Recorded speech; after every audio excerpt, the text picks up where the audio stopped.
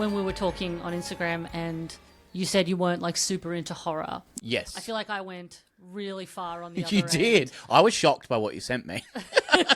When you said I don't like horror at all, it's like, I don't just like kid shows. Dib, you need to know that I don't just like kid shows. Like, I'm a big SpongeBob fan. Well, I assumed that if you didn't like horror, you were a child. Yeah.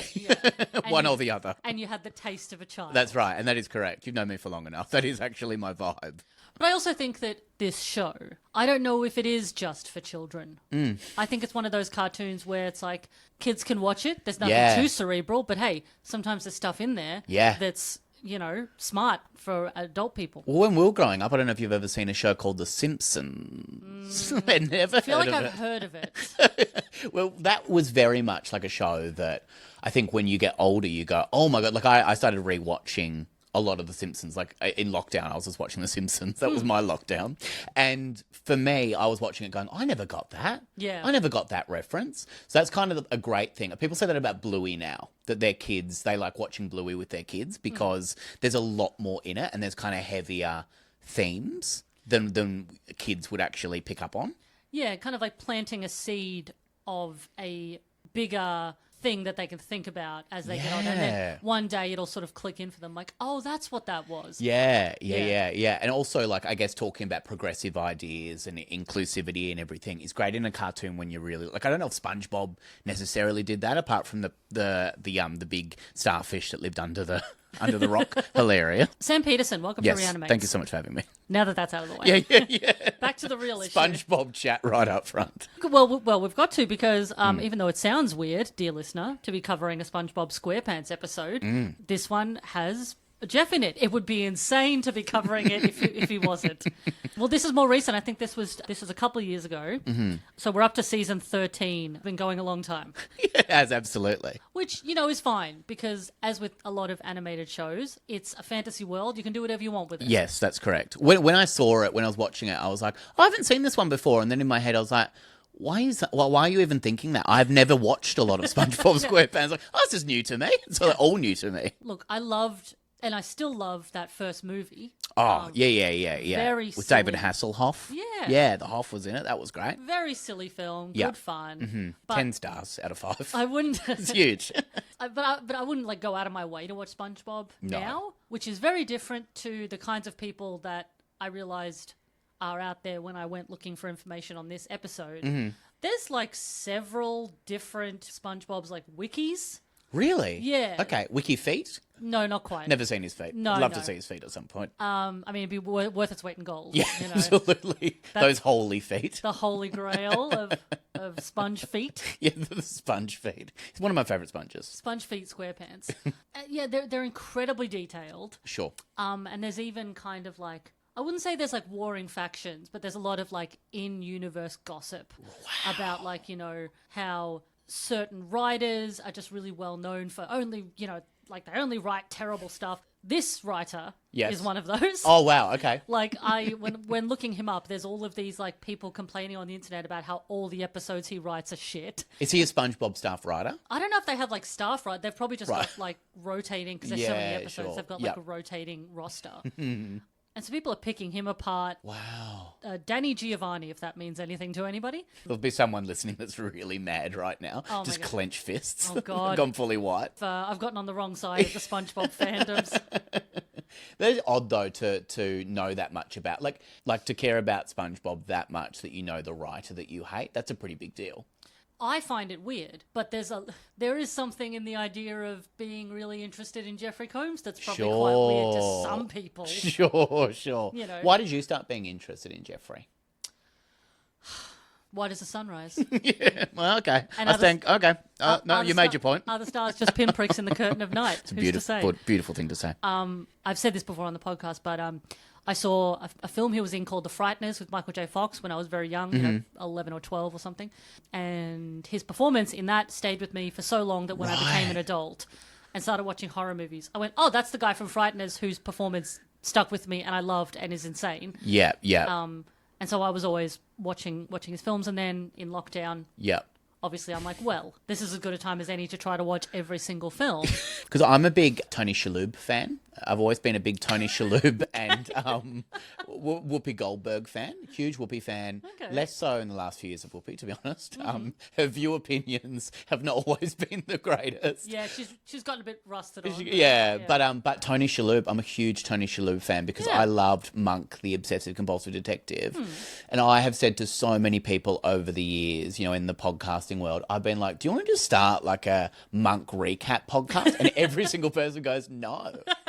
Like I've never had a yes from that. Oh no. The closest I could get to it is I've never seen an episode of Friends, and I was like, I did get quite far and are still talking about doing a recap episode of Friends because I've never seen an episode of Friends, and my friend loves it, who wants to do it. But Monk is one of those shows that I don't know.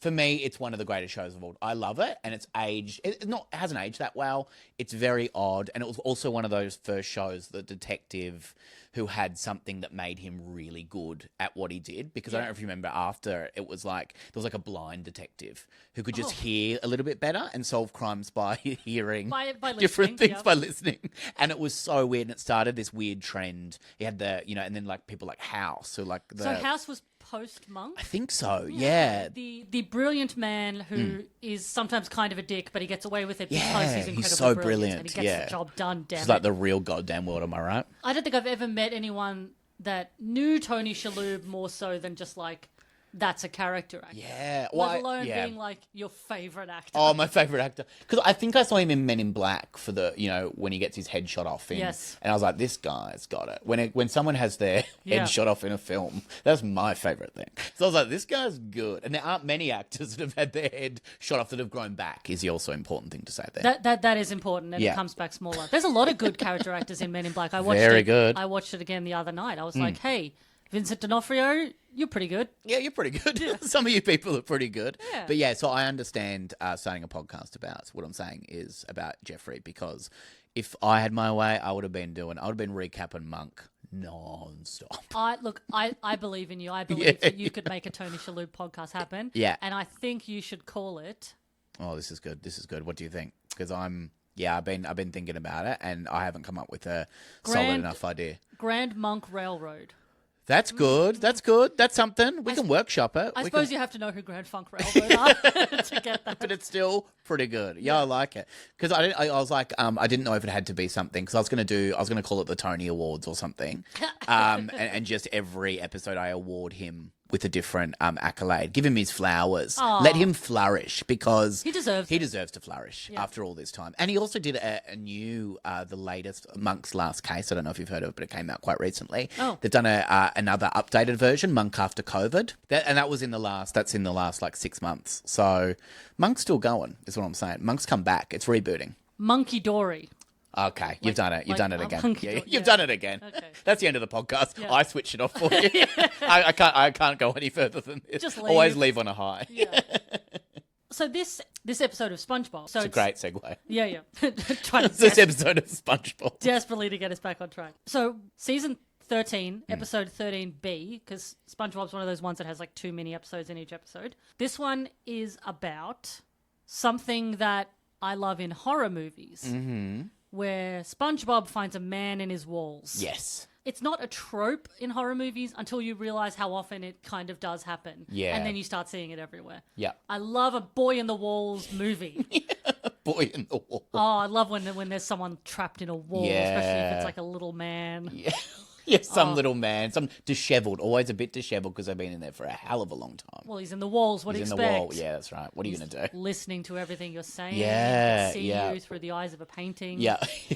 How long has he been there for as well? Was it explained how long exactly? Because SpongeBob has lived in that pineapple under the sea, if you've ever heard of it, for a very long time. So how long had he been in the actual wall for? Because I know that when SpongeBob first moved in, the wallpaper kind of went over and he was trapped in there as a worker. He was a tradie. Yes. So the man that gets trapped in the walls was sort of a handyman who gets wallpapered into the walls when they're rushing to try to make it look good so that SpongeBob can buy it. Yeah.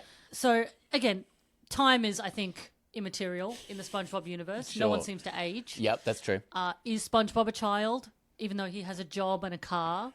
And he can drive, and he seems to have adult problems, but he also acts like a child. I did with my good friend Reed Down once. We did a little podcast series called Fan Friction. and it was all about fan fiction that people write.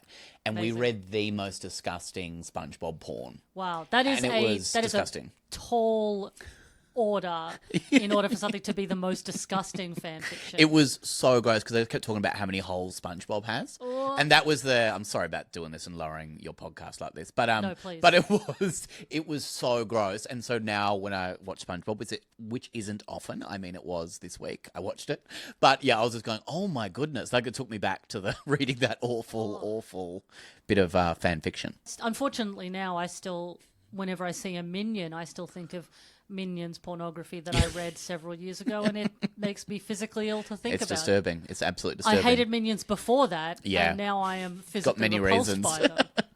Horrible. So, obviously, we don't need to recap this episode because it's just, that's the story. Yeah. SpongeBob finds a man in his walls. Yeah. The man, obviously, turns out to be Jeffrey Combs. Great voice. Basically, he has been driven insane by what he believes to be this sort of otherworldly shrieking and laughing and like squeaky shoes, like all these noises that just drove him insane. Yep. Which he eventually realizes is SpongeBob. He wants to kill him, and Yeah. then it's fine. Yeah, everything's fine. But yeah, he gave up, like, you know, he can't get back out, and he was really distraught about it. And then obviously SpongeBob is locked in with him, so that's quite scary. So I did feel the horror in this. I did feel the horror. This was my kind of horror. The most I could take was going, oh, you can't get out. It is a little bit scary. And then fundamentally, the scariest thing of all, they live under the sea. They live under the sea, in a pineapple under the sea. They're always drowning. They're always drowning. It's awful. Although, they have toilets in the SpongeBob universe. Yes, they do. Where do those go? Well, I don't know. Where are all the toilets? Where do the toilets flush out to? Because I it's don't all know. water. It's all water. Yeah. Didn't the person who invented SpongeBob, who created SpongeBob, aren't they like a marine biologist or something? Makes sense. Yeah, it does make sense until all the toilet thing comes up and all of the holes that you can pick, the many holes that you can pick in the SpongeBob universe. SpongeBob's holes. Disgusting stuff. A thing that every time I have watched a SpongeBob episode that I always enjoy is the fact that Gary is a snail, but he meows like a cat. Hey! I've been looking all over for you, little mister. Yeah, that's odd. Yeah. It's always been odd, but I find it endlessly entertaining. I don't Yeah. know why. It's just funny. That idea would have been tossed around a lot as well, and they landed on cat after many, many conversations in the writers' room. Look, it's inherently very funny. It is very funny, yeah. What did you think of Jeffrey's performance in this? Were you a fan? Yes, I did like it. I think that in general, Jeff is a good voice actor. Yeah. Got a and- deep, good voice. Deep, good voice, Yeah. good at sort of maniacal screaming and such, which he does a Sure. lot of in this. Well, here's a little clip of Wally, the character that this man who gets walled up sounds like. You can call me Wally C, for in these walls I live, you see. So that's fun. He's gone irrevocably insane. When SpongeBob goes in there, Wally shows him around, you know, his sort of wall world. I was a big fan of the mold garden. Yes. That he Yeah. had? Yep. Looked pretty lush. Very lush. I reckon the animators would have so much fun. I imagine they go a bit wild and get really creative, and a lot of it is taken out after. Like, I feel like they would get so excited about some of the ideas and all the fun little things they can do. So the mold was really fun. I felt like he was a fun-looking character because of the disheveledness of it. But they've done, like, you know, even if you look at something like, I can't even remember the goddamn, Rick and Morty. Like, stuff like that where they really go wild with the animation. And you can see, I imagine, like, you know, they have a lot of creative freedom where SpongeBob's very set in what it is. Well, yeah, because SpongeBob is still under the sea. Yeah. So- And a kid show. And a kid, so, Yeah. so they're not likely to make a character that, say, isn't something that would normally live under the sea. Yeah, that's right. Apart from a squirrel. Apart from the squirrel, but she, you know, she's got like she's got her That's true. setup. She's so got that's it. okay. She's got it all worked out. Yeah, She's so doing pretty well, that Sandy. it'd be very hard to just have suddenly like a dog under the sea and not be Yeah, able to that's true. explain how it breathes. Yeah, yeah. Yeah. I think they want to get a dog under there. I think that's the big dream on SpongeBob SquarePants. There's one person that's like, we need to get a dog under there. One episode. There probably has been one, actually. I just pictured like them doing an episode where a homemade submarine lands in Bikini Bottom, Yeah, sure. filled with billionaires that are looking for the Titanic. Yeah. And they don't know where they are. I love that. I guess the format of SpongeBob, which is a sentence I never thought I'd say before, but the format where the French voiceover is really funny to mark time, which is really funny, and it's something that is very. I think even if you haven't seen an episode of SpongeBob, you know exactly what that is. The thing that I always wonder is how often do they deviate from the format of the way the characters are? You know, like SpongeBob is like very sweet but naive. Yeah. Patrick is very like sweet but very dumb. Yep. Squidward's a bitch. God, he's grumpy. He's so grumpy. Squidward only shows up twice in this episode, and both times he screams and then runs away. I don't know. It's a fun vibe. It's very strange. He's quite cowardly, especially in this episode. Well, because the thing that SpongeBob ends up doing for Wally after they both realise that SpongeBob is the quote unquote noisy neighbour that drove Wally irrevocably insane, he decides to make it up to Wally by giving him a job at the Krusty Krab. Yeah. So, this guy comes out of the walls. Yeah. They've got him working. Now, I imagine after all of that as well, I imagine he's not in the next episode. I didn't go and look. I do love that in cartoons where everything just starts the same again the next day. Yeah. Like there's no this person's not going to be coming back. He's not going to be a featured person. Does that voice character, Gorgeous Jeffrey, does Jeffrey come back? No. No. This is it. This is the only SpongeBob credit. Yeah. Yeah. I guess the idea is because Wally, when he works at the Krusty Krab, he's still in the floorboards, popping out of walls and stuff. So the idea might be that he does work there in future episodes. You just can't see him. You can't see him or hear him, and then you have to pay Jeffrey again. Yeah. It's one check and one check only. He's implied. Yeah.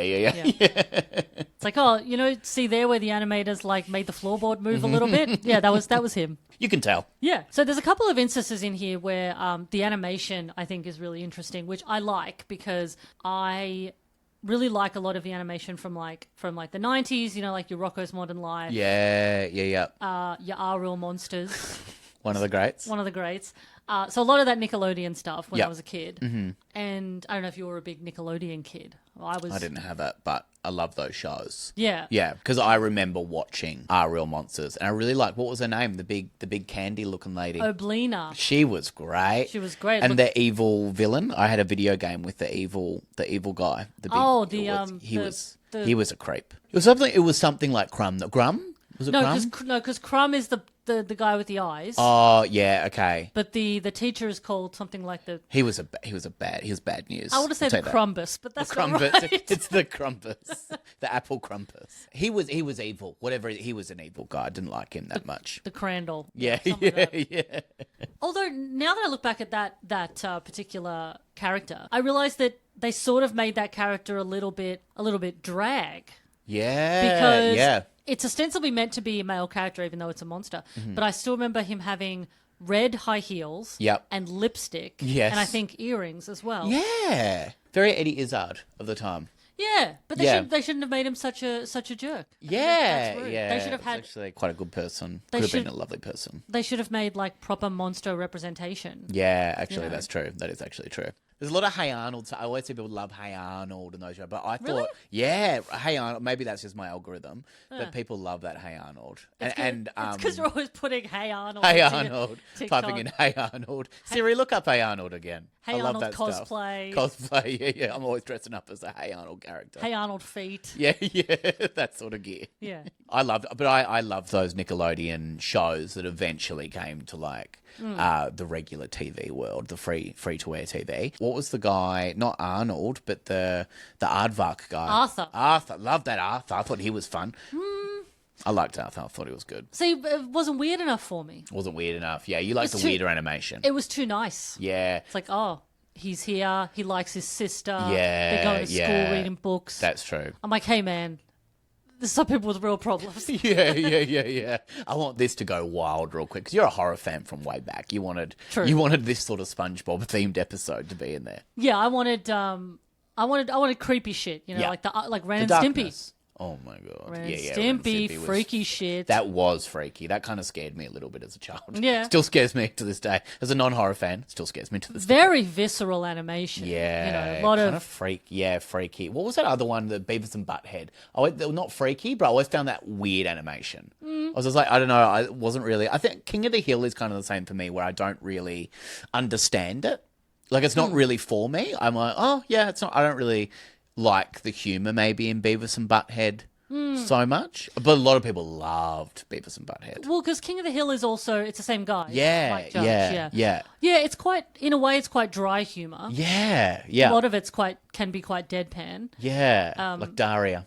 Like Daria. Like lovely, lovely Daria. I did love Daria. Daria though. was cool. And, yeah. you know, it may shock people to realise that when I was younger as a deeply sarcastic and cynical brunette with glasses, that I related a lot to Daria. Yeah, you felt Daria's vibe. Well, I did, you know, because, you know, she was so misanthropic. Yeah. Jaded already as a teenager. yeah, I was like, man, same. Yeah, I get you, girl. High school's hard.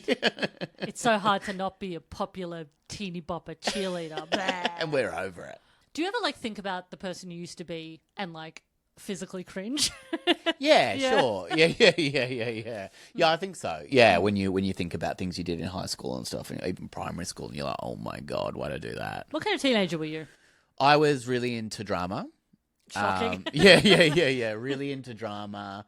Improv, loved all of it and just wanted to do all of it. But not, I think just got asked to do all the things at school, like all the speeches and all the, I did wrote plays when I was in primary school and put on plays and no one took them as seriously as I did. And I remember once going into, like, we had all these rehearsals and stuff, and I was like pulling kids out of classrooms to do my rehearsals. And then at one time I remember a teacher coming in to get their kids back into school because they had to teach them. And I looked at one of the teachers and I said, you do realise we open next week. So that was I think that sums up the sort of kid that I was in. Oh, in primary school. You were just like a little Andrew Lloyd Webber. I just was. From the start. Yeah. Trying to make things and but yeah, very drama. And I don't do any improv now, but I loved improv when I was, Space Jump. We played a lot of Space Jump in school. What's Space Jump? Space Jump's the one where you do one thing, so someone else comes in and they, like, you're in a scene and then you go Space Jump and you have to do another scene straight away and you have to, so it's like a really, like, quick fire. I might have got that wrong. If there's any improv people listening, they can at me. They can say that's not correct. But it was a really, like, quick fire improv where different people would come in, they go Space Jump, and you'd have to, like, change completely on what the next person needs to do. So the next person will come in and go, we're in a shop. And you go, oh my God. And then the next person will come in and go, we're in a bakery. It was very, for some reason in my head, it was very based on different types of shops. Yeah. But yeah, it was very much like a really random way to do improv where it was like, Did you do lots of drama? I was As a young Daria? I was quite shy. Right. And I think that I'm the same now, where I do like a kind of performing. Yeah. But I don't like necessarily being up in front of people. Yeah, But, sure. I do like sort of entertaining people. Yeah, And, making people laugh. I don't know. I had this weird shift when I was a teenager where I went from being like very shy and very anxious, and then I discovered like punk music when I was like 16. Yeah. And by that, I mean Good Charlotte. And I just totally like became a different person. I became like really extroverted and very like hungry for attention. and stuff. Yeah. So yeah, I liked drama for those reasons. Yeah, For being yeah. very creative and silly. Yeah. What's funny is that I still remember, like I've got a terrible memory, but I still remember a laugh I got in a drama exercise. Wow. In like year 10 or something. Yeah. I remember the same thing. Like, I was in a drama show and I played Ozzy Osbourne. And I did a really bad Ozzy Osbourne impression and got a laugh. And I was like, this is incredible. I just went, Sharon! Like, or something like that. And I got a huge laugh. Oh, because the Osbournes would have been on around Huge. that time? Yeah, of course. yeah. So you were in the zeitgeist. I got it. I Yeah. got it. I fingered on the pulse Yeah, always. But when you were talking about, like, my brother really loved Screamo growing up. He was a really big fan of Screamo. Ooh. And I didn't really get it, but I really liked Elton John. And he was, like, teasing me that I really liked Elton John. And I was like, Elton John's got songs where he screams. And I put on Saturday. When he's going, Saturday. I was like, see, he's screaming. I get it. Like, trying to be cool. It's a different type of I screaming. get it. Yeah. This is rock and roll. This I is think rock you'll and roll, find. man. This is pure rock. Yeah. I mean, Elton John could take Linkin Park any day. Yeah, so you thought of one. I couldn't even think of one. Yeah. I met someone recently because I did in my year 12 end of year like performance. You had to do a monologue, and I was Bert Newton. And I met a friend. I've known him for a long time, but we were talking recently and couldn't believe that we both in year 12 did Bert Newton. And it wasn't like it was it wasn't part of the curriculum. It wasn't like you've got between, Bert Newton and Daryl Summers. It was we both chose out of nowhere to do a Bert Newton impression. That's so weird. And we both did. I did 20 to. I think we both did 20 to 1 and moments of Bert Newton's life, 20 to 1. And I cannot tell you anything about Bert Newton now. So then I must have done some research, and then I was like, Bert Newton did this. He was in Wicked. He did this. He was, Good Morning Australia and stuff. And now I must have known a lot about Bert Newton when I was 18 years old, which was pretty cool. Couple of questions. The purpose of this monologue is final year assessment. So it's you get marked on it. It's your final year assessment. You have to craft a monologue. So you have to talk about someone or talk as someone? As someone. So it's 7 minutes, and you have to be a character. Okay, so you were Bert Newton talking about your life. Newton, correct. Okay. Correct. Wow. This was my life. That was that was my life. I am Bert Newton. That's a bold move. Yeah, absolutely. You're a mover and shaker. Yeah. Did a big impressions apparently, like a big impression person to do Ozzy Osbourne and Bert Newton in a few years. That's really and also like it's very difficult because I don't think Bert Newton is like that strong of a personality necessarily that like if somebody was doing a Bert Newton you would definitely be like, oh, that's him. Yeah. I've got a friend that played Bert Newton in a TV show and I always bring it up to him that we are very similar because we've both played we've Bert both Newton. got it. Yeah, both. Oh. Well, my favourite thing has always been really bad community theatre. And I still go and watch a lot of bad community theatre. I love it so much. And I went and saw I won't say where it was, but I went and saw the worst production of Rent ever in a small country town, and it was the best thing I've ever seen. Like, it was just incredible. I've seen Cats in a country town. I've seen Grease. Like, it's pretty hard. Like, Grease is such a well-known music. I mean, it's been around for so long, but it is so funny to hear people do the summer night, that awful bit of Grease, and even people stuffing that up is so funny. Well, I mean, it's always very funny to see how different like theatre troupes interpret things. Because like Cats is very bold. Yes. Because oh my God. Cats is an incredibly intricate musical in terms of like costumes and makeup. Yep. You have to go to a lot of effort to even make it look passable. And it's also very immersive because the cats come out at the start and they're like, it through the crowd, and it's like, it's horrible to watch when it's done. Rambling through the... Yeah. I don't even like a professional version of that. I hate Cats. Yeah, it's terrible. So I don't even like a professional version of it. So when it's amateur, it's particularly bad. I remember going to see a very small production of Les Mis. Oh, yes. I love Les Mis, and they were pretty talented they were very young people. Yeah. And they were very talented. Obviously I'm not going to make fun of their talent. The one thing that bothered me throughout it, though, was that there were characters wearing shitty wigs when they didn't have to. Yeah, great. Yeah, it's like, that wig is distractingly bad. Yeah. And there's no reason that character couldn't have just been blonde. Yeah. Like, if you're naturally blonde or... Like, just let people wear their hair normally unless they've got, like... unless, like, the character needs to have long hair for some reason. Yeah. But, so, I was, like, genuinely getting distracted by how shit the wigs were.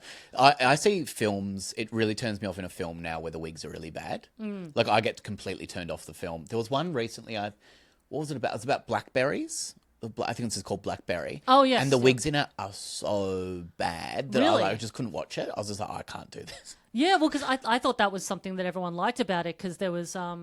what's his name? Glenn Howerton from Always Sunny. He's bald and shit. Yeah. And people are like, wow, the makeup's amazing. It's like, yeah, it's a bald cap. Yeah. No, the wigs in it were pretty bad. If the wigs are really bad, I'm like, I can't be doing this. Yeah. There's too many good wigs out there. I'll watch something with that. Some things, and Bert Newton had many of them. Newton had one of the great toupees. Yeah. I reckon he probably had a lot of toupees. A lot. Busiest piece in the biz. I reckon he probably had a different one for every day. He's dead, right? Yeah. Yeah, okay. May rest in peace. I asked to do my monologue at his funeral. No. Please Although, do not do this. Politely escorted out. Yeah, that's right. By fucking Paddy or whatever. Yeah. Well, I don't know, man. He was a celebrity, a big celebrity in Australia in the 70s and 80s. Yeah, so huge. Who knows what untoward business was happening around there.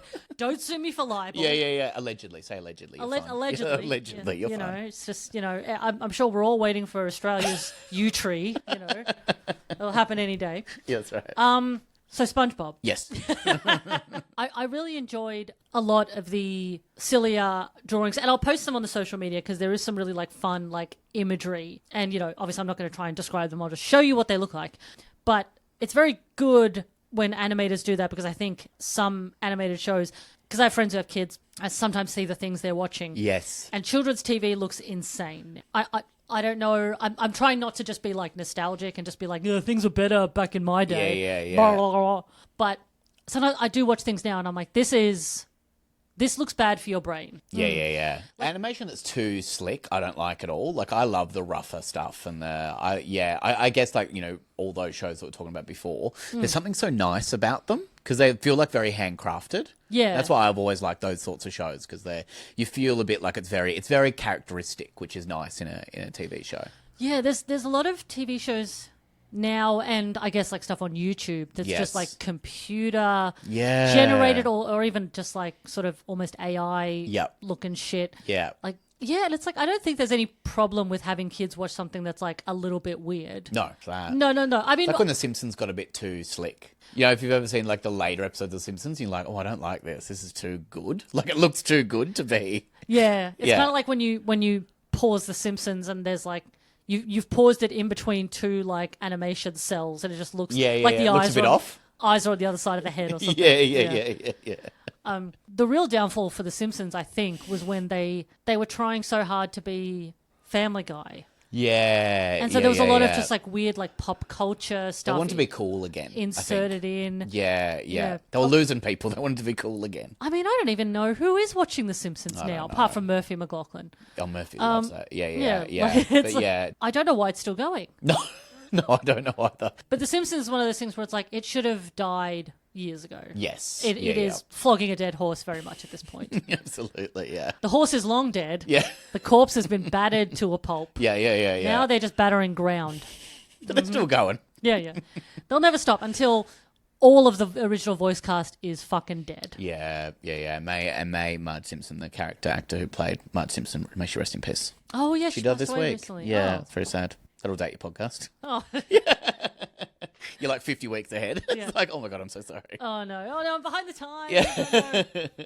Wait, so I'm still thinking about Bert Newton. Yeah. So what was it about Bert Newton you found interesting? I don't think I really did. I just think I think it was just like, oh, I've got to do something. And Bert Newton was like, yeah, definitely someone that I knew of in the public eye. Okay. And I was like, oh, he was around. Like, it's probably an easier to access what he'd done than anyone else. Like, like I could have done him or Rove. Like, that would have been like the two people. And Bert Newton was like of a time. I was like, I could definitely look up Bert Newton stuff. And also my teacher was a bit older. And the people who were judging, I was like, I reckon they would like it if I did Bert Newton. You were playing to the crowd. Yeah, I was playing to the crowd. Yeah. Playing to the back of the room rather than the audience. You knew what they wanted. I knew what they wanted. Give the people what they want. And look, I don't know if anyone else really liked the Bert Newton stuff. I gave it a red hot go. A lot of people did much better stuff than I did. Like, it's hard to believe. A lot of people did like someone made up a character, like kind of, I don't know if Sacha Baron Cohen was kind of a thing at the time. So people were really into the Gollier kind of clowning thing. So I remember someone did like an amazing character that was kind of like an Ali G sort of character, but it was a really funny character, and some people did all this amazing stuff, and then I come out in a suit and just do like with a you could only have one prop, and I had a tie, and my tie would change into different things because it was a minimalistic performance, so you could only have one prop. And I had a tie that just changed into different things to get me transitioning to the new scenes. Aren't you Quite clever? Beautiful. I'm really not into that I did Bert Newton as my... if I could go back and change one thing, if I could start today again, I would definitely scrap the Bert Newton stuff. Can you still do the voice? No. Oh. No, I can't even do the Ozzy Osbourne still. So, yeah, I don't even know what Bert Newton's voice sounds like. Thanks for your company. I look forward to your company again tomorrow morning at the same time, 8:30. Until then, goodbye, God bless, and thanks for watching. I don't even, like... The only thing I can hear, when I think of Bert Newton, the only thing I can hear is... Good Morning Australia, something like that. Mr. Belvedere. Oh, Belvedere, yeah. And the other guy going, good boarding, Bert, good boarding Australia. Remember him? He was good. And Other great people as well. And here's Moira. And here's Moira. Yeah. Yeah. But there was something, I think the idea of that sort of old show business is really fun. Like the shopping, like what do they call the infomercials? Yeah. Were Home amazing. Because like if you stayed home from school and you watched a bit of Bert or Cack, you'd watch old Kerry Ann Kennelly and she'd kind of do the infomercials. It's like a 3-hour show every day. And they're like there's a lot of padding. Which Yeah. I like to watch the padding more than I like to watch the actual show. In terms of morning TV, I think it's become, if you had to compare it to what drugs the people were on at the time, the 80s and 90s, I think he was on morning. Yeah. He was a little bit more calm, probably a little bit more, just a maybe a swig of booze, a little cigarette out the back. Sure. But morning TV now is like full on cocaine. Yeah. Everyone is insane on morning hyper, TV now. Yeah. It's too much. Well, he was with the Graham Kennedy, which was, one of the biggest comedy people in Australia ever, which is so funny because they always bring up in Australia, like, the 20-1 thing that, going back and going, what are the greatest moments in TV history? And for Graham Kennedy, it was always like a dog pissing on set. Did you remember that? Like, it was always a dog pissing on set or him doing like a galah call. Yeah. And that was it.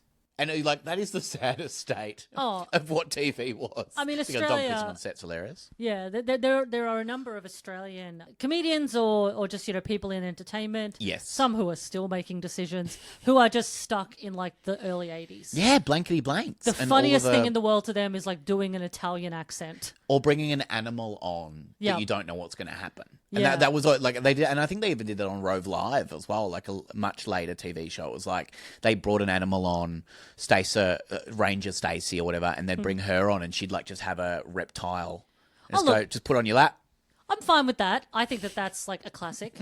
Yeah, I guess that was kind of cool TV. He Would had have been. an M&M's bowl or whatever on the table. Yeah, and it was like, it's a bit cool. his segments were kind of weird. Yeah, Like, I still It was a remember- late night TV show, really. I still remember, and this is going to be incredibly inaccessible to you overseas listeners. Basically, Rove Live was sort of a late night chat show type of thing, hosted by Rove McManus, who's very funny, very nice comedian here, and there was some other comedians on at the time. And very like Letterman-y, where he would have different like weird segments and guests and music, stand-up comedy.